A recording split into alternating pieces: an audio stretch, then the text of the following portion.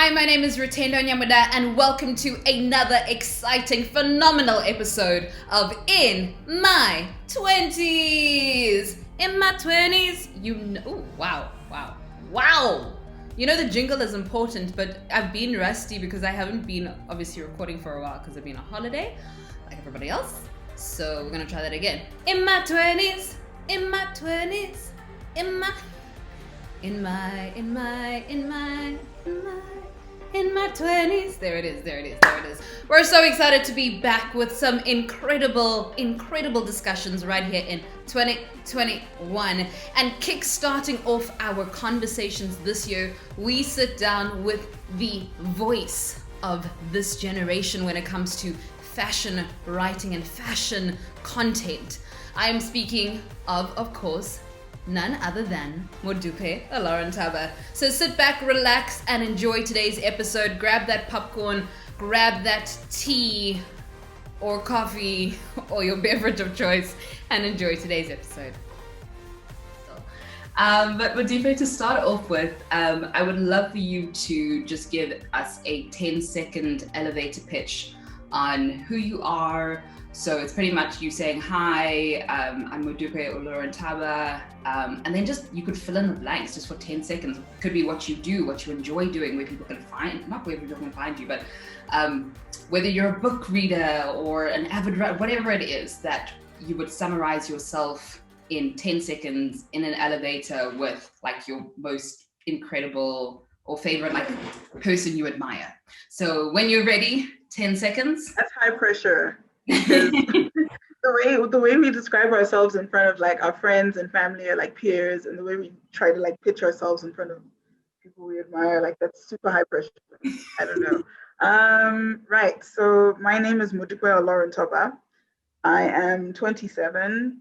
I write about fashion and beauty and culture and their relationship to each other, but also kind of content for fashion brands and beauty brands, looking to connect and create community. I studied fashion design at CPUT and kind of, I wouldn't say fell into media, but took a peek and never really left. Content just stuck. And yeah, I feel like it's a space that makes very good use of not just what I'm interested in, but what I'm good at. And yeah, I've gotten to work in a few different roles in that space. So I've covered roles that kind of cut across editorial, feature writing in the more traditional sense, but also content marketing, content production, a few things. And they've kind of just given me an understanding of digital publishing, but also given me an understanding of like my subject matter, which is primarily fashion and beauty. Amazing. And I want to start, well, not really start, but I want to tackle a little bit about your career history. In my opinion, you are definitely one of the most successful writers of our time and of our generation right now when it comes to fashion. You've spoken about, being a feature writer, content writer. You've written cover stories for the likes of GQ. You have done so much. First and only one. Many more to come. Many more to come. Fingers crossed. International. But there's just such a beautiful place where you are in your career and where you are. And there are a lot of people, I know, like if I was younger, for example, and I wanted to be in the writing industry, you would be the person who I'd be like, oh my word, that's what I want to do. That's where I want to go. So tell me, what has been the journey? How did you get to where you are? Where did you start? What is the journey? That is really kind of you to say.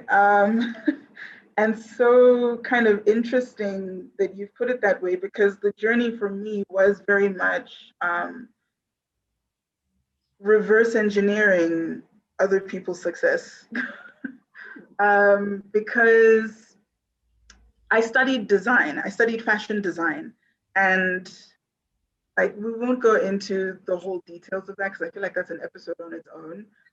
But it can make you feel when you feel like you're in the right space but maybe doing the wrong thing, or doing the right thing but in the wrong space, there's a disconnect that you can't always identify like while you're in it. I can identify it now looking back at my first year in 2011.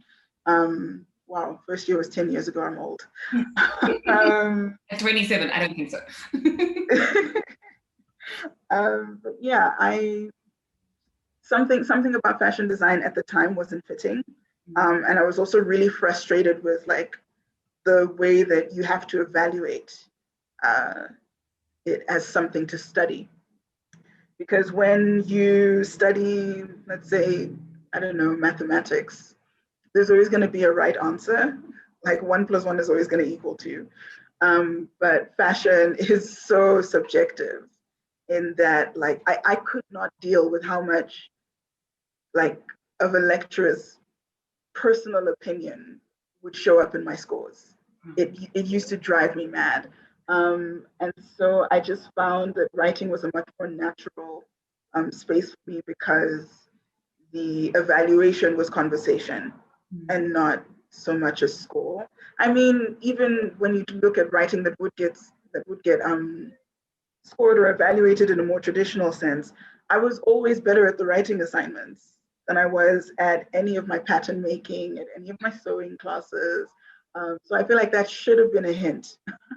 But it kind of took going to Fashion Week and interning at Fashion Week to open my eyes to different roles that I could fit into, and to make me realize that what I wanted was not necessarily to be a designer, but to be in this industry and to be an African in Africa in this industry at the time that I am in. Because I think even then we knew that something was building, and that it was going to take a lot of intention and a lot of work from the industry, but that there was also like a natural response from the world building to things that were African.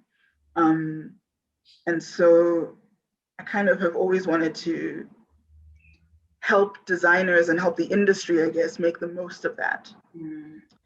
So yeah, I started to look at different roles that I could be in, but always kind of naturally gravitated toward the writing. It was as a basic skill, it was already something I could do. I had like a decent talent for it.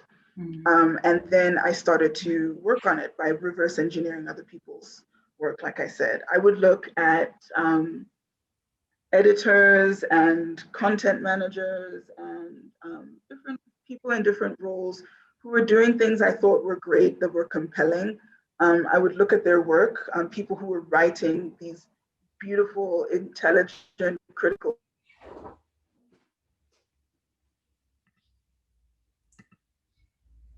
Oh, Modupe, you're just frozen there. Oh, sorry, Modupe. About fashion and its relationship with culture and how. Hello. Hi, you just froze there. Okay, you froze as well, but it didn't seem to. Yeah. Okay. Where do I pick up? Yeah. So I read a lot of work that I felt like I connected with. I read a lot of work that I thought was really beautiful in how it intellectually and critically approached the relationship between fashion and culture, and how we all fit into that. And I would read it and try to understand what about it was working and how I could do the same thing in my work. And then I would almost have a template or a format for it if I did that successfully. And then the job would be to build my own voice and insert my own take. Well, where that's appropriate. There's work where it's not appropriate to kind of put in your opinion. Not everything is an opinion editorial. Not everything is an op-ed. Yeah, and I just kind of grew my skill from that, and tried to do that alongside other roles that I was exploring. I was a style assistant for quite some time, Makers Club magazine, and that's actually the role I started in at Superbalist. Yeah, the styling, I don't know that I gave it enough time to know whether or not it was a fit for me. But then the opportunity to write at Superbalist came along. And I'd already written for the blog, The Way of Us, a few times at that point. So I interviewed for the role and I got it.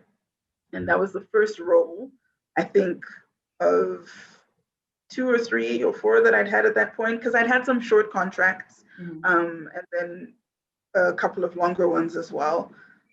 It was the first role where my primary job was writing, where I wasn't meant to be booking photographers and packing clothes and steaming them, but I was actually meant to sit down and think about the ways that youth culture expresses itself through fashion, which was a core topic for The Way of Us when I worked there. Okay. Yeah, and then what did I do? And kind of maybe a flash forward to now is what is the space you're in? Because I know you're working for yourself and also in a time where we're in the middle of, the pandemic, and we've just in hindsight, a lot of publications have closed, a lot of fashion, even online digital platforms have downsized, publications have closed, but you're still within it and you're still, you're still charting along. So what are you currently working on? What are you currently doing? Yeah, I wouldn't say I'm super within it right now. I would definitely say career-wise, I have not felt this lost in a long time. But that is like a direct result of course, the time we're living in and the pandemic and what it's done to many industries, including fashion and media. Right now, I am on a contract that I basically someone connected me to someone else for me to interview for the role. And it's a 6-month contract. And it is it's beauty and personal care focused, but it's not anything like makeup. It's more like basic care, like shampoo and deodorant and that kind of thing. But I'm finding a really great team, an amazing bunch of people to be working with and learning from. B, an exciting client in terms of like the level that they need to compete on. Like, sure, it's shampoo, but like it's global competition, global brands, and the work becomes challenging in that way because it needs to compete on that level. And I'm also finding it interesting because it's very commercial. This is a copywriting contract. It's pure copywriting. Because it's so commercial, I'm finding it interesting to like rise to the challenge of inserting culture and connecting it to culture. Because it really could just be an ad. We could just do things the way that they've been done and kind of be very straightforward about marketing a product. But it's more interesting and honestly, a lot of the time more effective if you're looking at the long term, to cultivate community and to connect with people beyond what you're trying to sell them. And the team I'm working with are very interested in doing that, and they do that very well. I find it it's good work right now, and I'm enjoying it. It's very hard. The hours are interesting because my team is in the UK. Pretty much everyone I work with is on that side, and they've just turned their clocks back by 2 hours. So now the difference is 2 hours and not one. So that's been an interesting adjustment the past couple of weeks. It's good. And I think that's the focus I have right now. But it's also provided me with 6 months where I don't have to think about finding the next gig. So that's a part of my brain that's kind of taking a break right now. And it's provided me through that with the space to kind of think about where I want to go next and what I want to do next.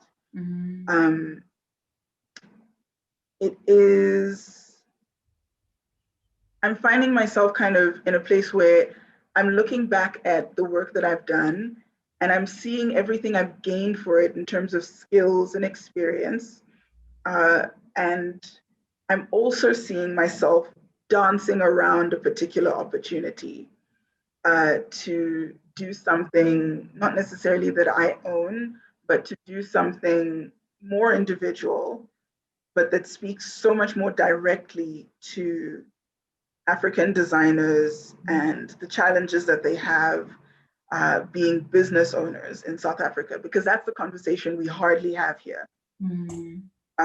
In South Africa, in Nigeria, across the continent, we have a lot of conversations about African designers and their connection to culture and what inspires them and the ways that they have taken what is African and ancient and brought it into the 21st century. And we don't talk enough about what they go through as business owners and the challenges that they have from that perspective. We know that they have challenges and we talk around it, but we don't detail what that is and speak about what is fueling those challenges and talk about possible solutions for them. We kind of need a space for that.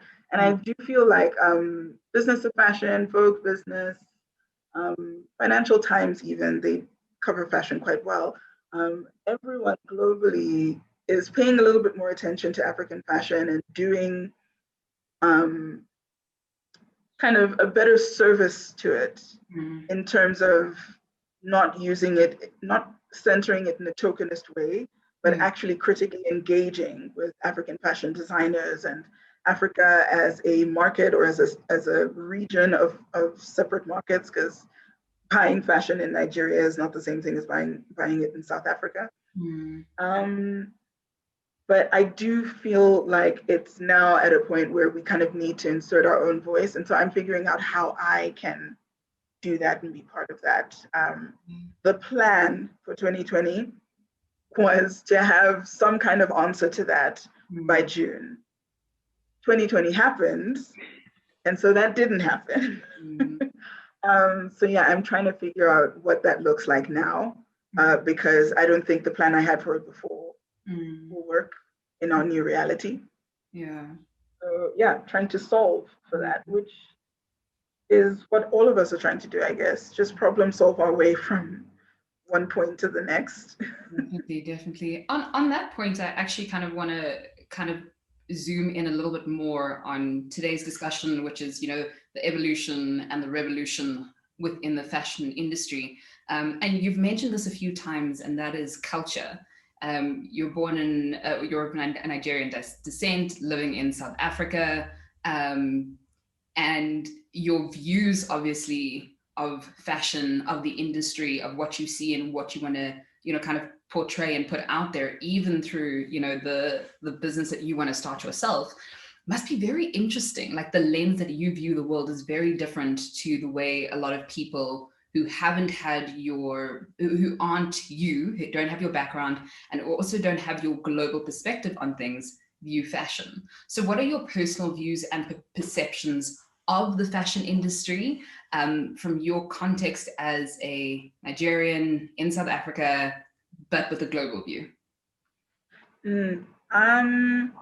So the center of my view, or my point of view on fashion, is that globally it has issues as an industry, like any industry does. But specifically, the problems that fashion has globally, I really do believe that Africa is positioned to solve a lot of them. And that comes from, yes, my background, my upbringing, being Nigerian, having been raised in South Africa, but it also comes from what I know we have in common, not just kind of what separates me or separates Africa from the rest of the world. I think you'll find that there are a lot of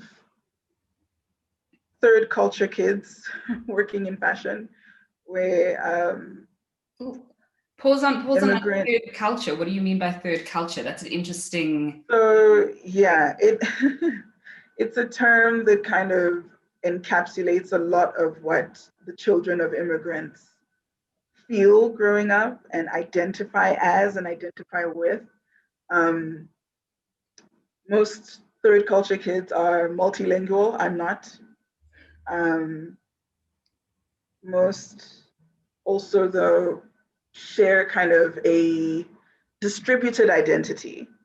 I mean, a lot of people would say a fractured identity, or they struggle to like understand identity. But I think the place that many of us land, the place where I've landed, is that we have a distributed identity. Like I'm absolutely Nigerian, but my experiences and the way that I walk through the world are informed by having grown up in SA or grown up in Lesotho and then South Africa. Um, and are also informed by having had access to the world, digitally, yes, but also through, I guess, the generosity of my parents, who thought it was very important for us not only to travel home as regularly as possible, but also to see quite a bit of the world. So that all kind of informs my perspective on fashion, on believing that Africa can solve problems, on believing that fashion is something of merit as well, which I think is, gosh, all of us who work in fashion are always trying to make this argument. But I feel like it needs to be made in a different way, just showing that fashion is worthy of space, worthy of like critical engagement. Fashion is science. If you look at it from the perspective of textile development, fashion is art. If you look at it from the perspective of couture and kind of the visions that it creates in media, fashion is craft. When you look at what it takes to really make something special in a world of, gosh, not very special things. Fashion has overwhelmed itself now with, I think, what is really mediocre practice. And so it's made the special more special, I guess. Yeah. It's very interesting, your perceptions, or like when you mentioned third culture kids.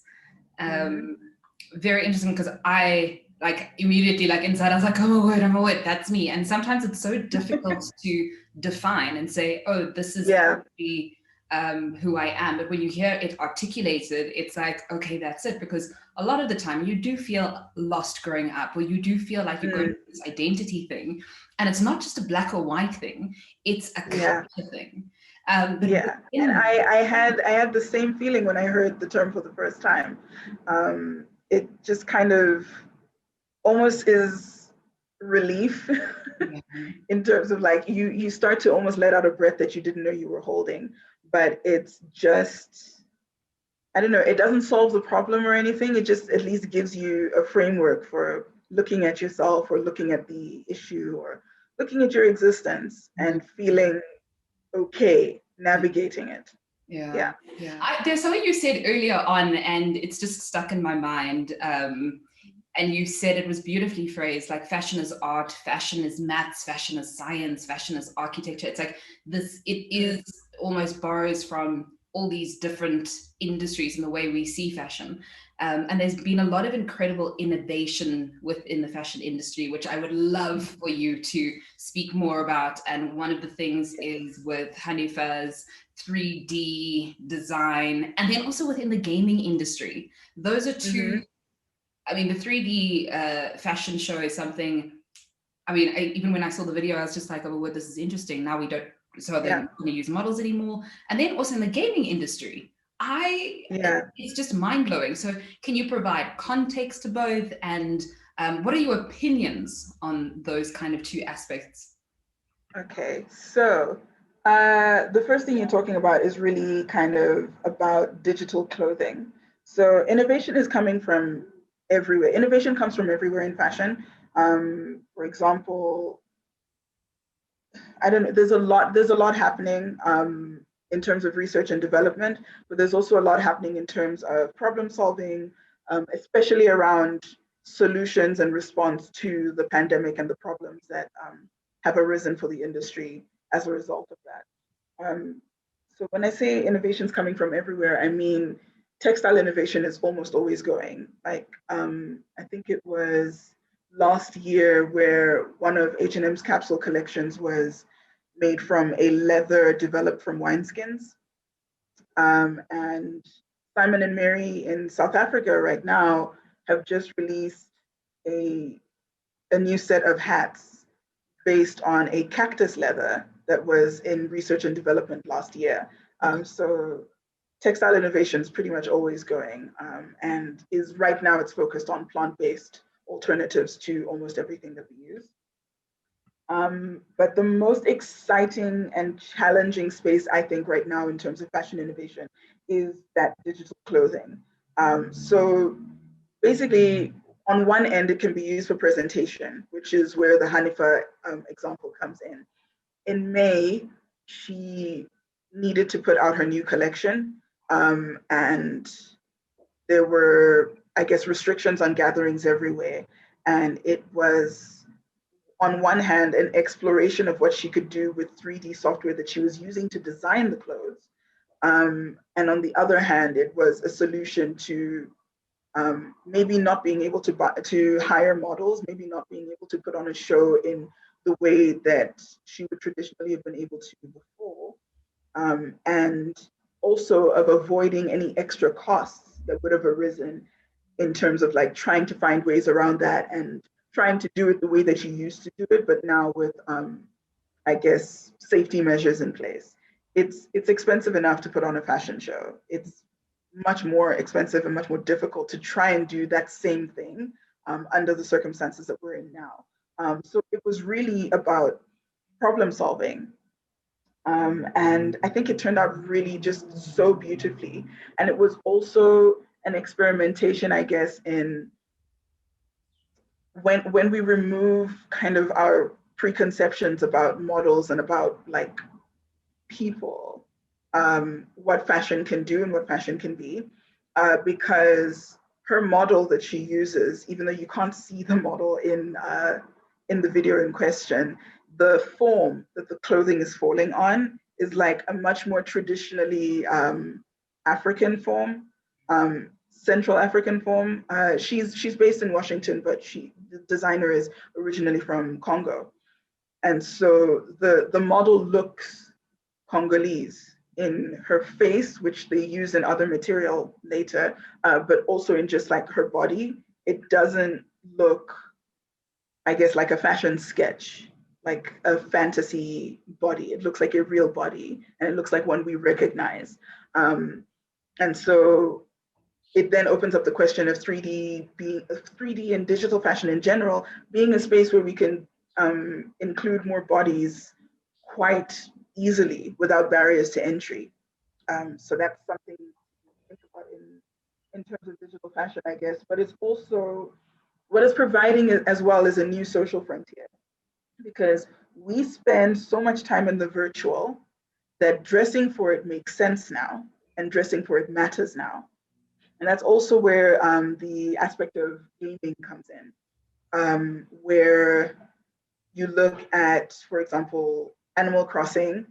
Animal Crossing, I forget what the actual name of this edition is. It's Animal Crossing 2 or 3, but basically it took over while people were in lockdown and became a space where people socialized, visiting each other's islands, and then also became a space where people dressed up and engaged with fashion.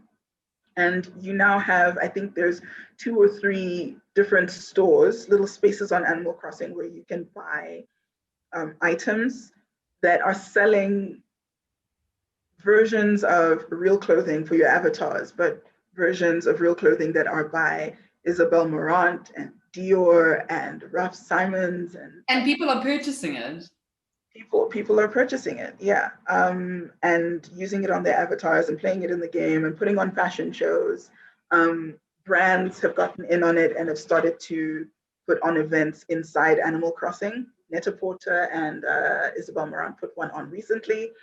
And so that's become a whole new frontier where it is not the exchange of this world for that one. It is a parallel world that's now growing and is starting to take on, we're almost personifying gaming, where it's starting to take on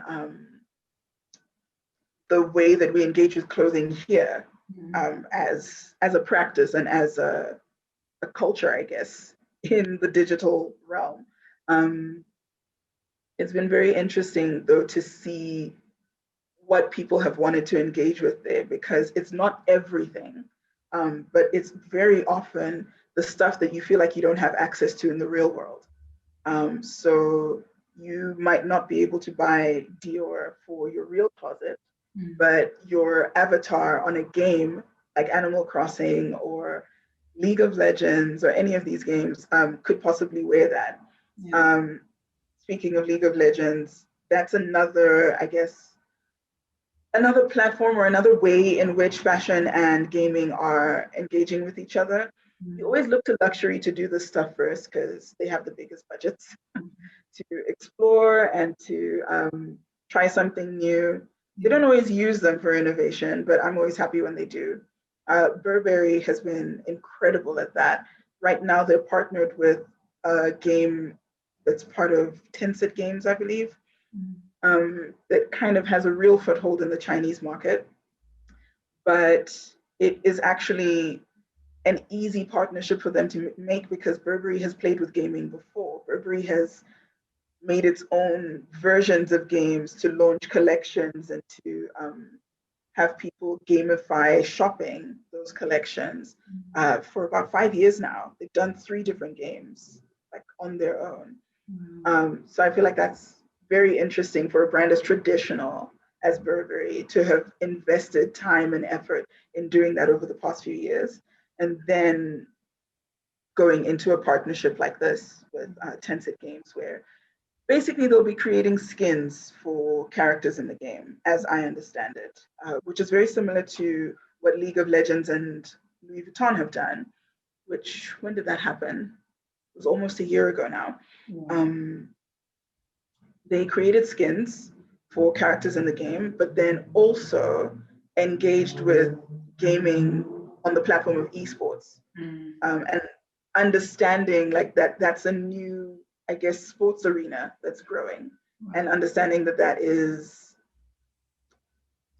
that's something to engage with in the way that they're engaging with sports in the real world. And it's a lot of it is just so transferable. And I love that people are exploring how that looks and like what that can do in terms of creativity, because now you've got Louis Vuitton, you've got Nicolas Resquier creating clothing.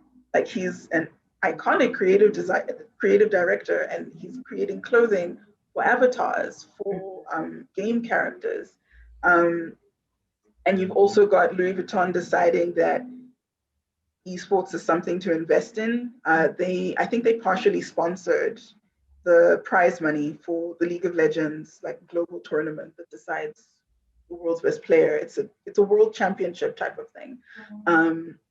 And they then took what they do in the real world with sports, which I think a lot of people will recognize the FIFA like travel case. The FIFA trophies travel case is a Louis Vuitton case. Louis Vuitton basically did the same thing with the League of Legends trophy, and created a sort of travel case for that prize to kind of live in. And yeah, I'm watching and recording all of the ways that what we do in the real world, or what we do with real clothing, is transferring to this new universe, I guess, that we're building across these different games and across different virtual platforms, different digital platforms, and kind of exploring what opportunities lie in that for designers, and then what opportunities lie in that for their businesses, and what that looks like in terms of culture, and what it means about how we're going to engage with fashion in the future. And then take that information and put it back into what designers need to do, and on and on and on. Yeah, it's a world I'm currently getting lost in, which I'm sure my little rant just now, or daydream now, has shown. But it's just, there's always just more to learn. And that's one of the reasons that I chose to work in fashion, because I was interested in a number of design disciplines when I was younger. I considered interiors for a very long time, but fashion, in the way that it is connected to so many other things and connected to the rest of the world, was the one thing that just never bored me. I just always knew there was going to be more to learn, more to do, more to grow, which is not to say that there's not more in all of those other design disciplines, just to say that it doesn't, that this is what suited me to keep going in. I could see a path forward forever in different roles, even if it meant I wasn't going to be writing anymore. I could see a path forward in this forever that would be good and satisfying work to me. And I think that is something important to look for, even if you don't quite understand it, because I can articulate that now in retrospect. Hindsight is 2020. While I was walking through most of that, I couldn't tell you that that's what I was doing or trying to do, even though on some level I knew it. Yeah. The maturity by which you definitely like express yourself and which you speak, there is a weight that one carries as you grow further and further into your career, which I think is beautiful to see and beautiful. I mean, even for this platform to speak to people from their early 20s and even in their late 20s, but it's not just about age, it's about, I would even say, the age you are within your industry. And for me, that would just be the knowledge that you have of your industry and how much time you spend thinking about the industry. So you don't just wake up in the morning, you're like, I'm writing and I'm leaving. It seems like, and it feels like your 24/7 is spent in this, what is happening in the industry, what has happened, what is happening, what will happen, what does it look like for me in the context of even being an African with a global mindset and global perspective. Yeah. And I'm trying to manage that though, because it can be it can be too much, and then yeah, it's not always like that. I mean, I really do just like, I am curious and interested about this, interested in everything about it, and I find just the process of discovery satisfying. Just the learning is satisfying. Yeah. And so I feel like that has been an important like piece of fuel for me. But it's not always like that. It's not always interesting and like following your curiosity and discovering and finding something cool and having something cool to say about what you found. Sometimes it is just work. Sometimes it is really just deadlines and losing sleep and crying yourself to sleep. And becoming jaded about all of it, because it really can be like, especially this year. I remember in April just feeling paralyzed at my laptop, not being able to send a pitch, because I was just like, nothing I want to write about right now matters. Yeah.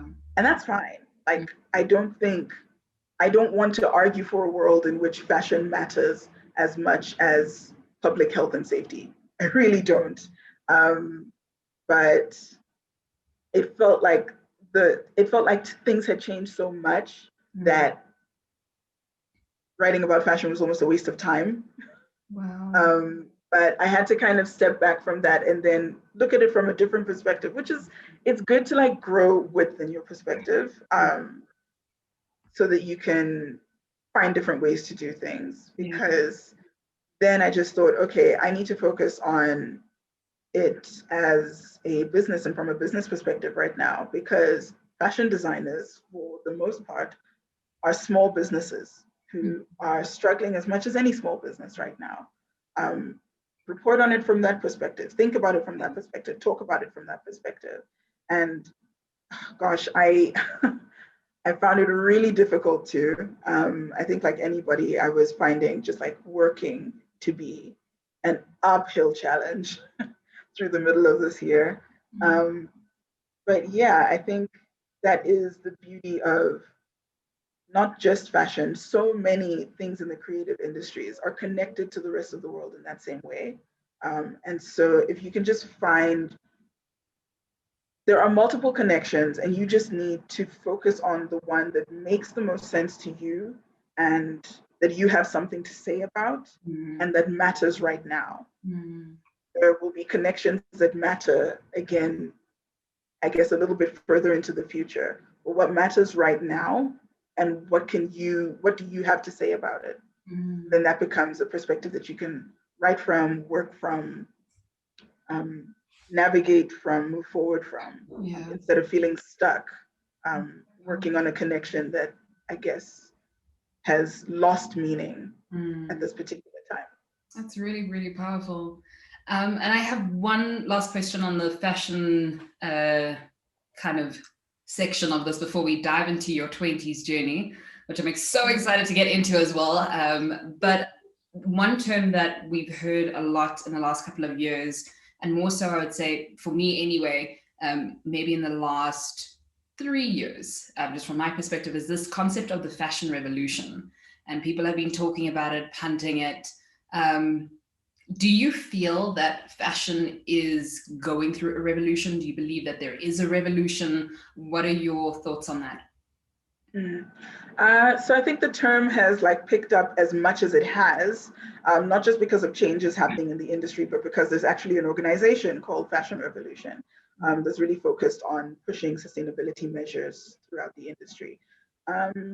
In terms of whether or not fashion is experiencing a revolution, I would say fashion is not experiencing a revolution as much as it is resisting one. I'd say that a lot of movements, especially around sustainability, are gaining ground and they're influencing culture.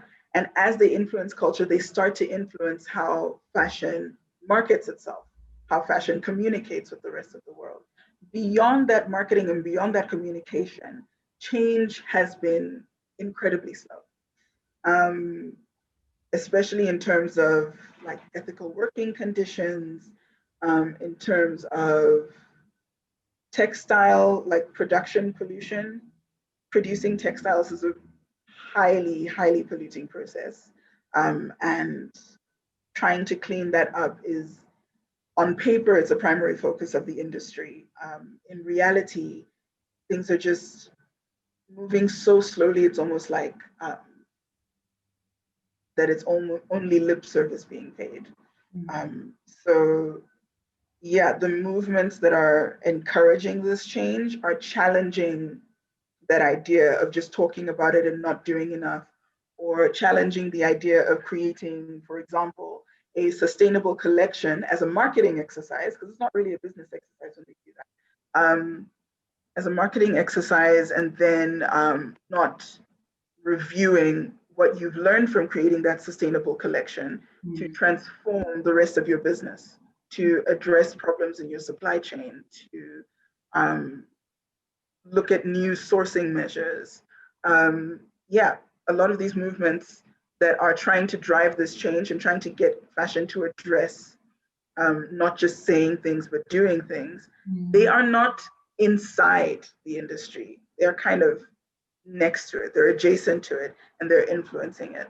And I feel like that is where the revolution is happening, that the space that those movements occupy and how they are transforming culture, and how culture is in turn transforming consumer expectations and getting consumers to say, this is something that matters to us and this is something that we want. But also trying to get consumers to shop the way that they're speaking, because there are spots in which the numbers just don't line up with what people are saying about sustainability as a priority.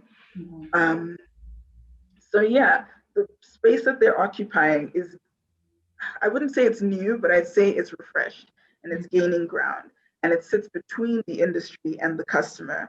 And that's where the revolution is happening, and it is hoping to spread its influence in both directions.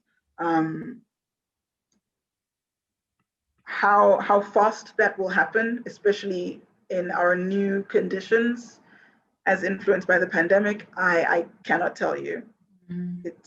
It's so different for every business and so different for every market. And it's something that I think we just need to watch unfold. And it's something that I think as an industry, we need to be ready and adaptable to change things quickly. that adaptability just as a skill is something that fashion has been working on for a long time. And I hope it's something that as we get better at it as an industry, we start to apply it not just to what we know will make us money, but to what we know will create better conditions for people and planet. Yeah. If there's anything I think that this global pandemic has kind of put on almost every single industry, is that, I mean, we've always known that change is inevitable. We've always known that, one cannot be stagnant. I think that this period for many industries just sped it up so much quicker and made us think and innovate so much faster, because we need to be sustainable. There needs to be longevity in the plans. We can't just be thinking about what is the quick fix solution for tomorrow. It's okay, what is the quick fix, not a quick fix, but what is the solution for 5 years time, for 10 years time, for our kids' generation, generations even after that, and what role. And that's that focus. That's that focus on adaptability and resilience. This pandemic has taught a lot of businesses, and at least I wouldn't say especially fashion businesses, but those are the ones I've been looking at. It's taught a lot of them about what resilience actually looks like in practice, and about what adaptability looks like in practice. And it showed them the gap between their current practices and what it's actually going to take for them to be adaptable and resilient and be able to respond to crisis in a way that sustains business, but also doesn't do like irreparable damage and doesn't require, I don't know, an emergency sale of a chunk of the business, or doesn't require losing half of your business in order to save the rest of it. Yeah, I mean, I'd love to say that fashion is really focused on doing that in a way that like serves people and planet and like everything, but I would say that not enough of the industry is focused on doing it that way. And right now it's about resilience and adaptability in a way that preserves and protects shareholder profits, because business is business. But I would really love to see fashion and other industries move into a space where they stop thinking about profit and good business as things that are at odds with each other, and they start to find a way to do both. And I think people don't want to explore that because it's going to mean a different profit model, or different levels of profit, lower levels of profit for some time. I think doing good business has less space for it has a lot of space for profitability. It has a lot of space for return on investment. It just doesn't have as much space for greed in that. And I think that's what nobody wants to talk about. I'd love to see things change in that direction, but it's really going to come down to people and their priorities.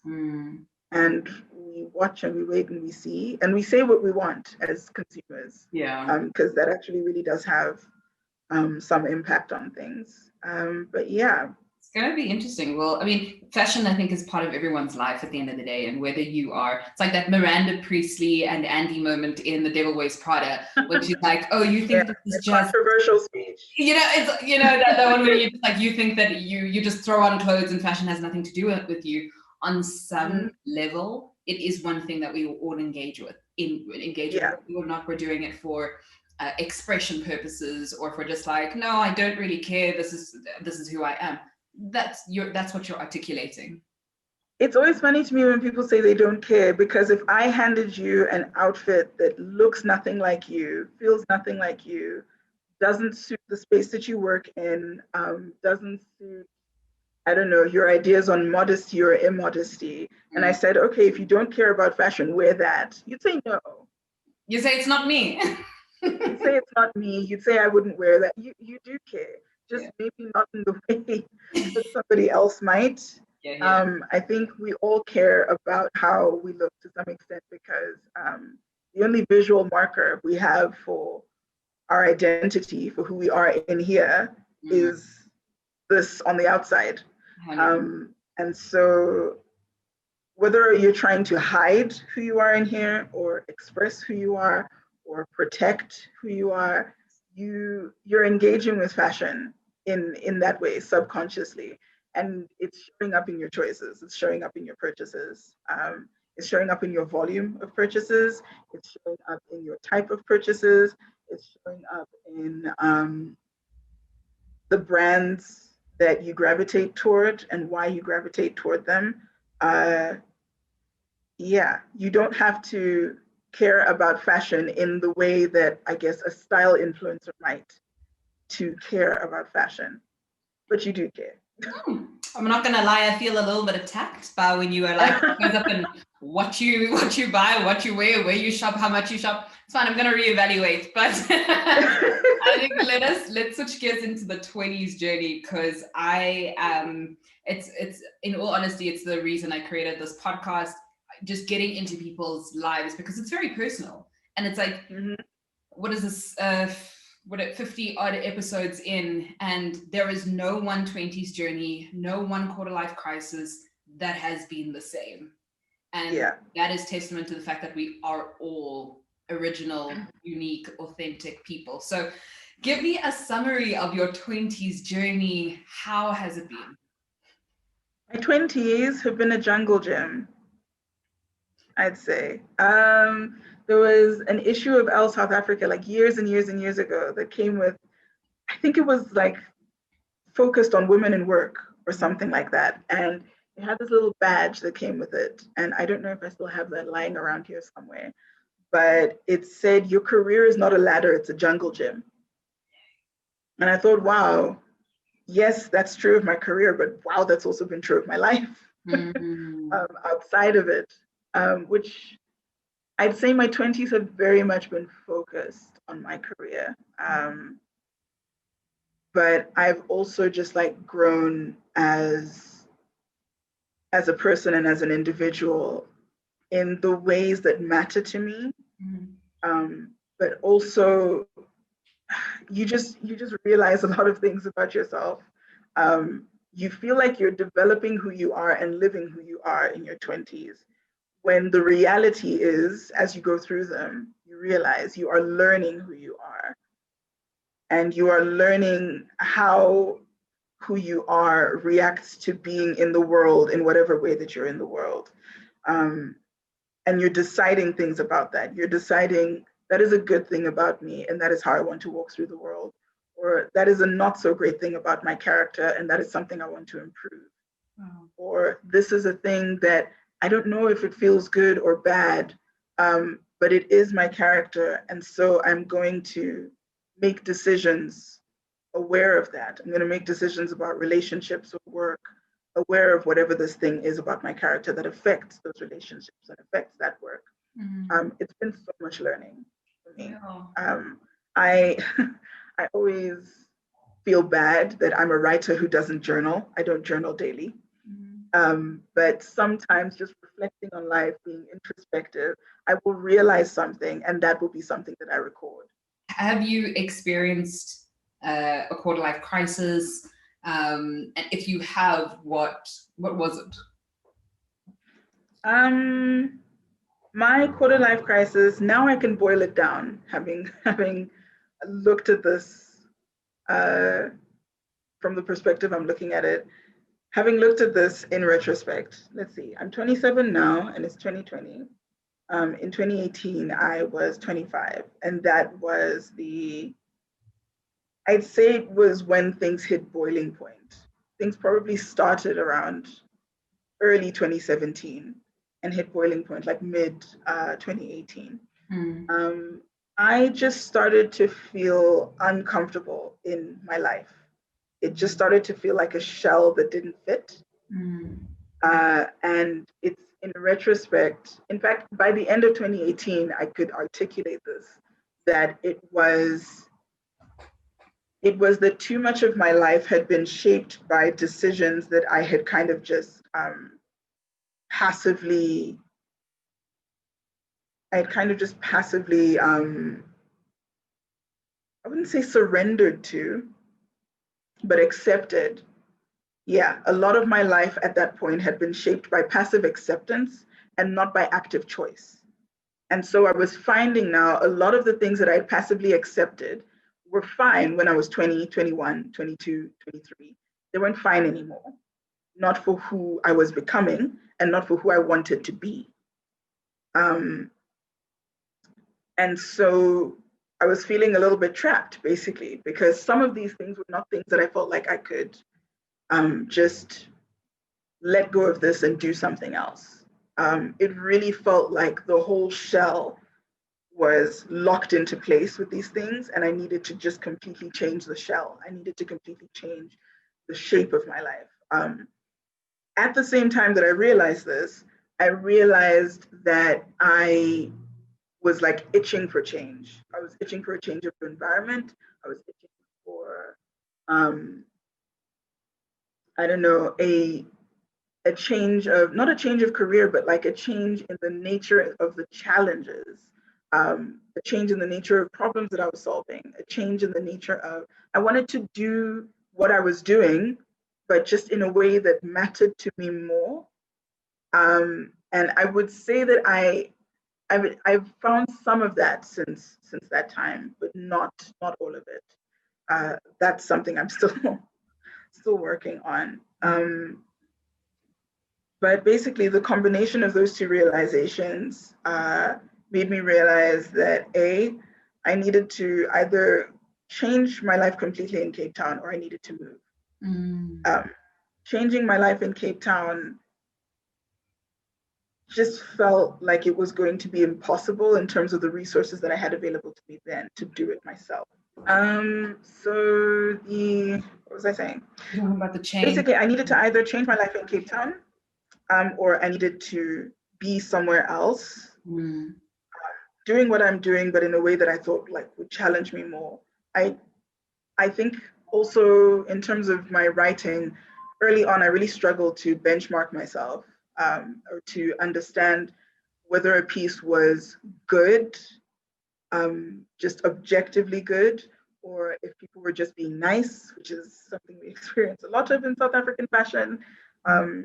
Being critical, even constructively, is really frowned upon in our industry, and that really needs to change.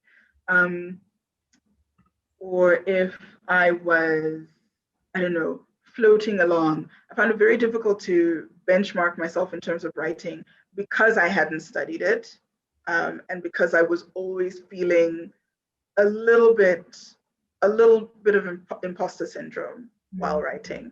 A lot less of it now.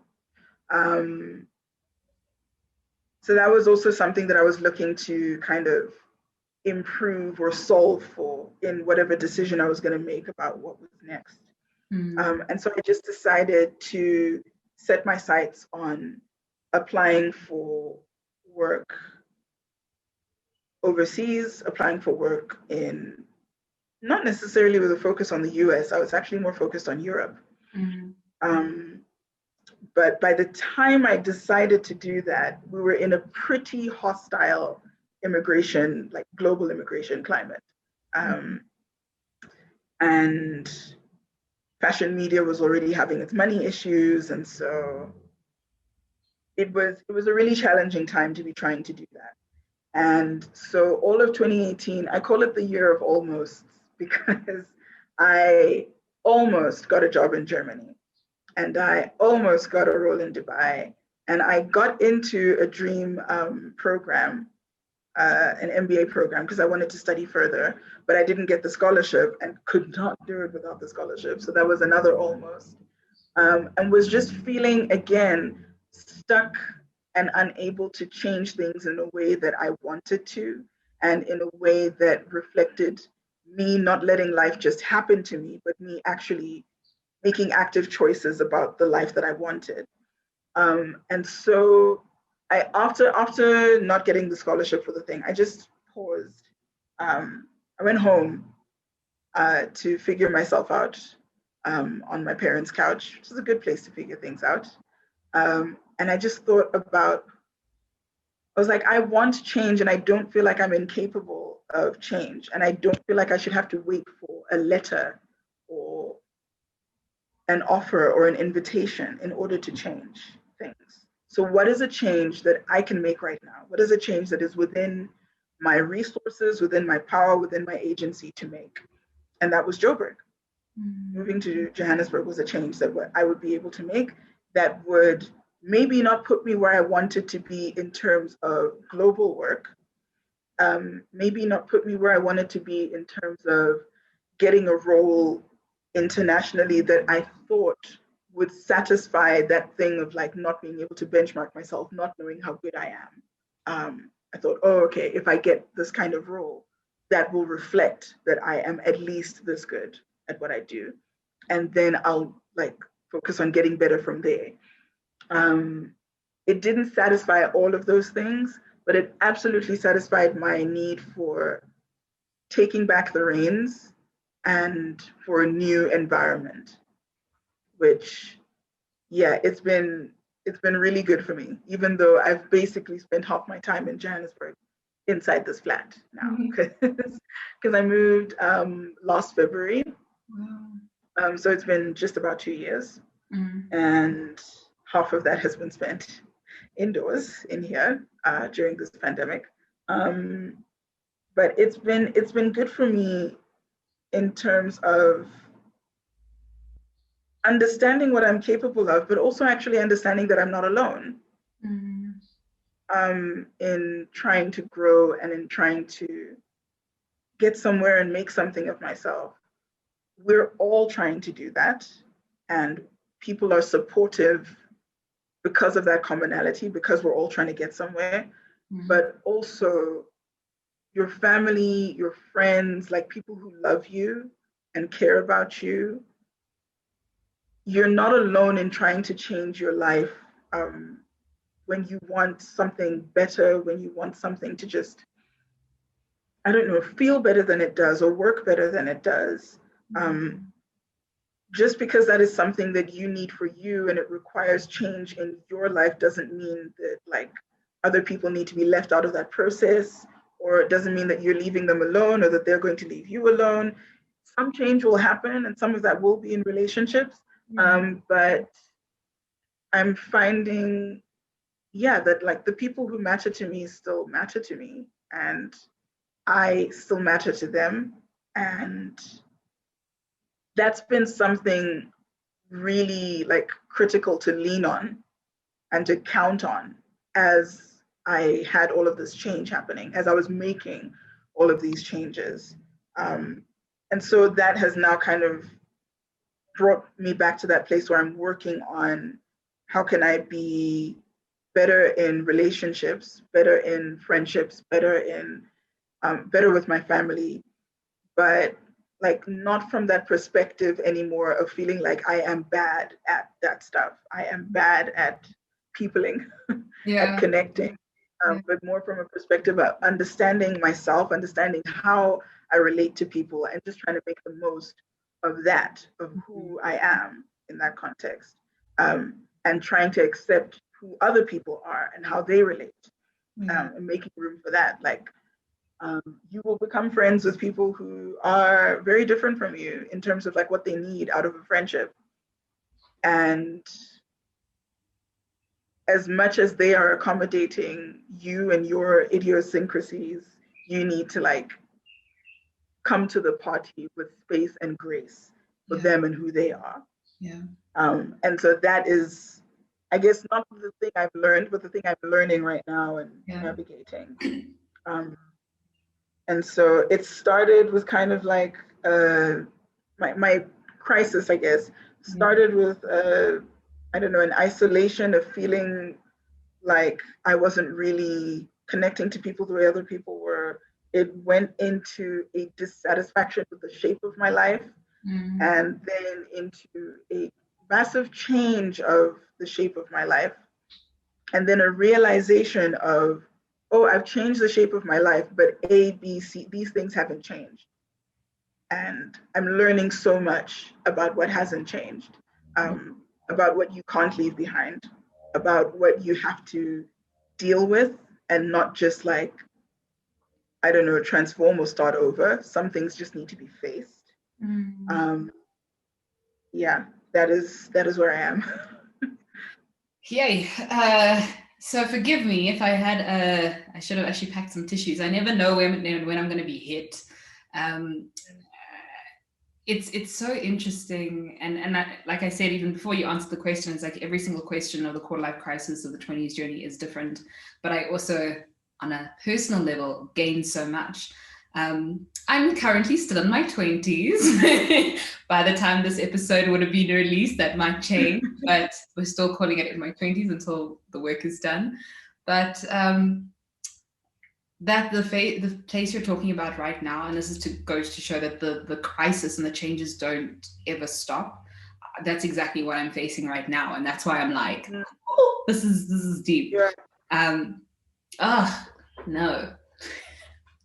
I hear you, like, yeah, on things hitting you when you don't expect them to. Yeah. I was in it was a church service, I think. It was a church service. And the message was on forgiveness, right? And we get to the end of the service, and it's like the pastor is basically saying, is asking us to look inward, and think about the things that, like, we might have left hanging in terms of unforgiveness, the things that might still be there. And I never approach such things with pride, is basically the lesson here. I approached it with pride and was just like, I don't know,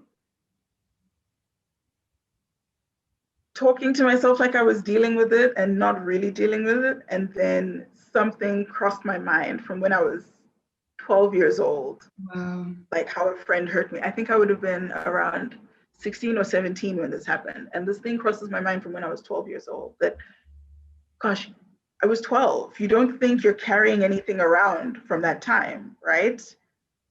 Girl, I was in tears within 5 minutes. I was wailing, thinking about how I had been hurt by something that a friend did. And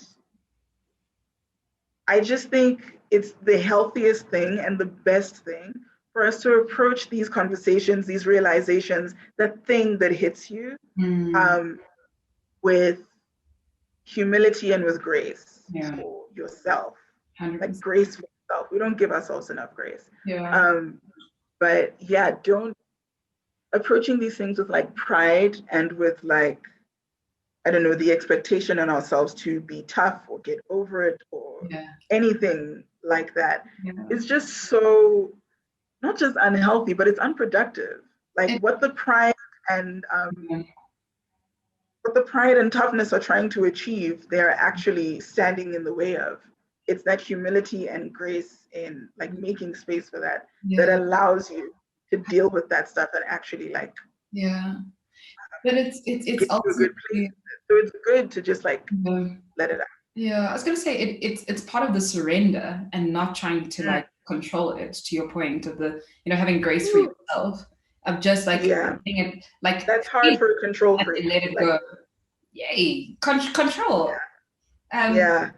So why your thing hit so much for me is because I'm in a space where I'm like, what do I do next? So yes, I'm looking for myself, but the thing is like, do I move? Do I stay? Am I just so comfortable in the place that I'm in, living wise, friendship wise, everything, that I'm now wanting to control the external factors in a place that I'm not supposed to be? So how much change will happen if you're not stepping outside if you're trying to operate, if you're inside a box and you're trying to operate or fix things that are outside the box, how much can you actually change? Whether instead of just stepping outside the box and going towards the thing that you want to change. That's how going toward it in a different way, or going toward it with the lessons that you've gotten, going toward it with, I don't know, a changed strategy, because that's what you have control of. Yeah. You and how you approach the world. That's what you have control of. You don't have control of the world or of people in it or of how they will receive you or your ideas. And yeah, that's also been a big lesson for me. But basically the idea that, okay, whether or not that's fair, whether or not that feels fair, whether or not the circumstances that you cannot change are in your favor or against you, um, what are you going to do about it? Yeah. Like you can complain about the way that things are. You can try and fail to change the way that things are because some things will not move for you.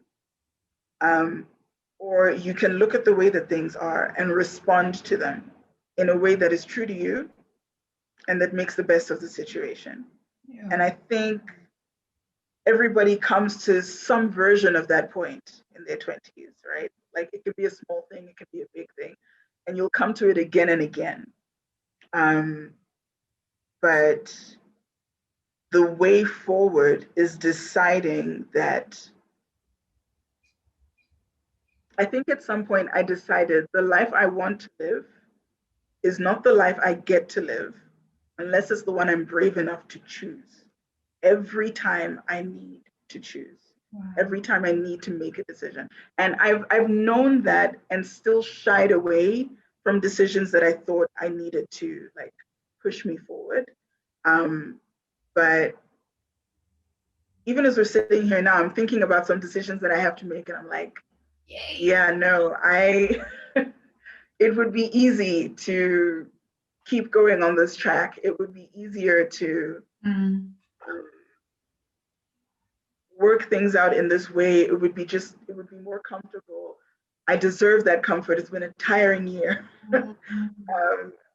But it would keep me either going in the wrong direction or keep me where I am. Yeah. And gosh, when you realize purpose or when you realize like that you want something and you want to make something, you want to do something, when it takes hold of you, it just becomes so urgent to the point that everything else feels like a waste of time. Even when you're choosing that waste of time because either the money is better or it's not as difficult because you know that like choosing the thing that you want to do is going to be sleepless night after sleepless night. It just becomes urgent and becomes something that you cannot keep ignoring. Yeah. When you realize it. Yeah. I think like when Oprah spoke about like the lessons from life or when life is urging you, it like starts off like as a pebble, like it starts off as a whisper and then it's like a pebble, then it's like a rock, and then like eventually it's like a bulldozer and you cannot but not ignore it. Yeah.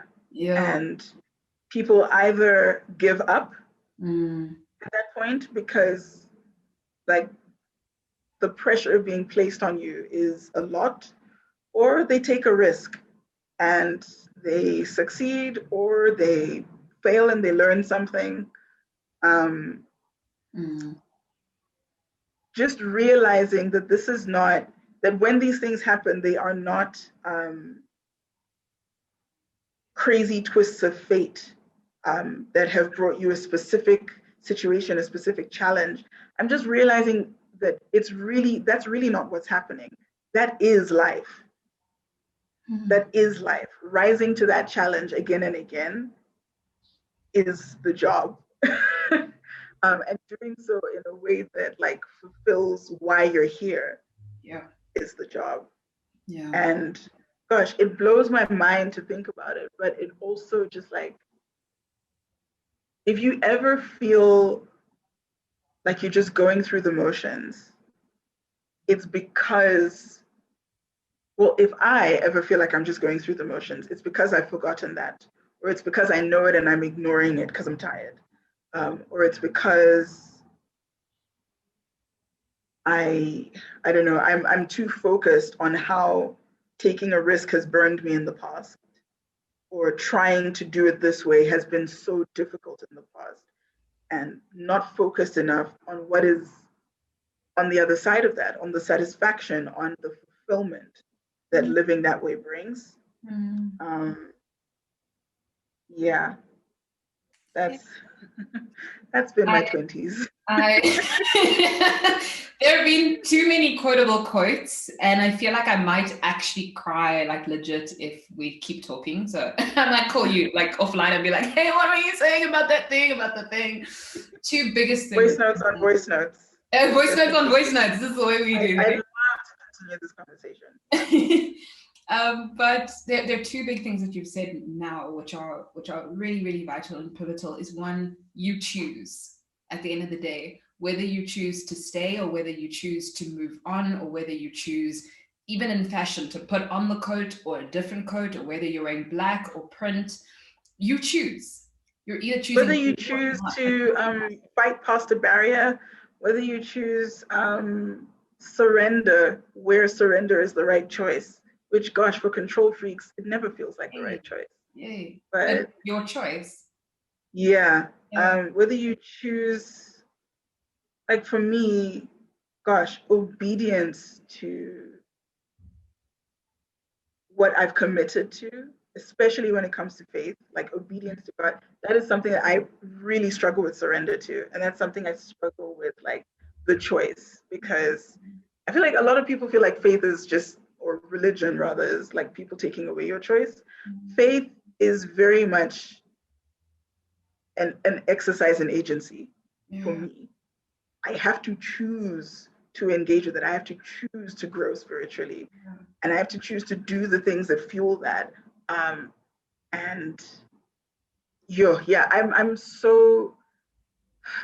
always been focused on choice, but for a very long time in the wrong way. And now only do I feel like I'm understanding the role of choice, I guess, in shaping our lives. Because it's not about control, it's about what we're responsible for. And taking responsibility for your choices, taking ownership of your choices, living with the consequences of your choices. Those are the ways in which choice matters, and not necessarily in like, I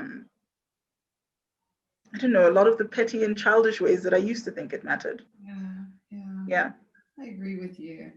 And the other thing besides choice was the being burned in the past and just approaching things with a new perspective and new view. I mean, if you think about it, I mean, the only thing that I can think collectively that people go through is like trying to exercise and trying to gain muscle. You're not going to do it the first time, and it's going to be uncomfortable and it's going to hurt. But if you are consistent about it or go back to it with a different perspective, and maybe it's eating healthier as well, eventually you will see change. And it's the same about life. It's like, I mean, there are things I know I've done, I'm sure you've done, and it's like, it's part of your purpose and part of your calling, but there was a lesson that you needed to learn that time you did it. And so if you don't understand that there was a lesson there and you still are on the right path, you'll maybe say that's we'll go in that same circle. Hey? Yeah. You'll say it's not for me. It's not for me. You'll say it's not for me because it didn't work out the way that you expected it to. Or you will find yourself at that point, it'll look different. It'll be a different job or a different relationship or a different something. But you'll find yourself in that same situation again and again because you're not learning the lesson that you need in order to change your behavior the next time you face. Keeps coming back. Whatever it is. So true. Yeah. Oh, alrighty. So my final question on this episode, not my final question when I voice note you, is like, you've shared some incredible gems, you've shared some incredible insights. What one piece of advice would you want to leave for people in their 20s? I would have actually said, what a piece of advice would you leave for people who are going through a change season, or who are trying who are questioning things right now, because it's a little bit more specific. So what advice would you have around that?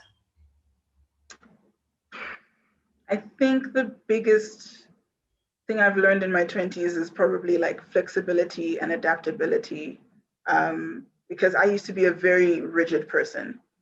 I was a 5-year plan girl, and now I gosh, it's failed so many times that I've laughed at being a 5-year plan person. And when I say failed, I mean not that life has not gone anywhere or that it's dealt me bad cards, but that I was just so wrong about everything.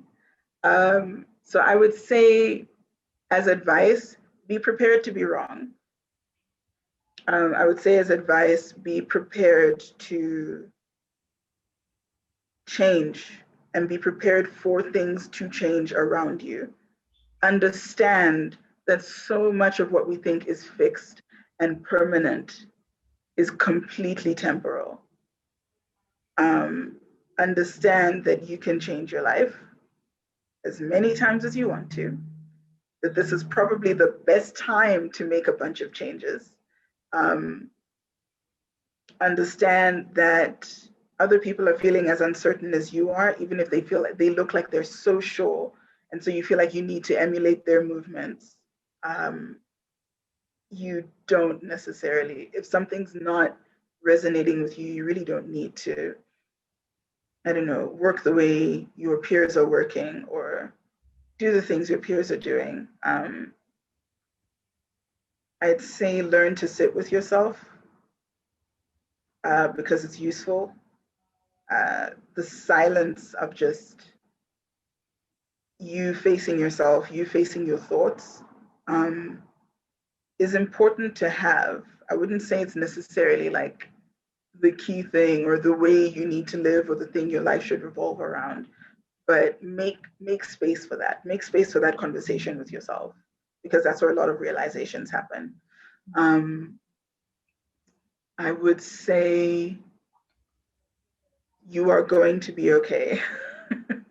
Even if it doesn't feel like it. A lot of what feels like the end of the world right now will not matter in 5 years. It just won't. Wow. I'd say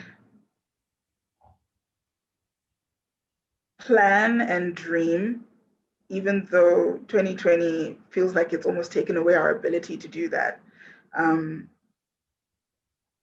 and dream, but be ready for things to turn out differently than you plan and dream.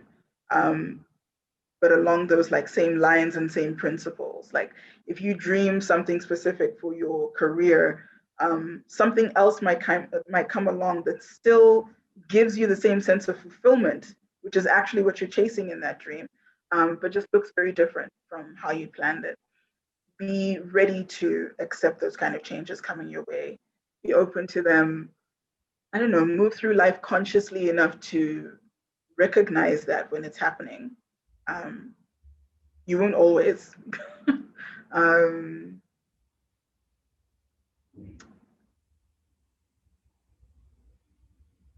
Learn what's important to you. Don't take forever to learn that. I feel like I've taken a long time to learn what's important to me in terms of the relationships in my life, and to respond to those things being important to me in a way that shows that they're important to me.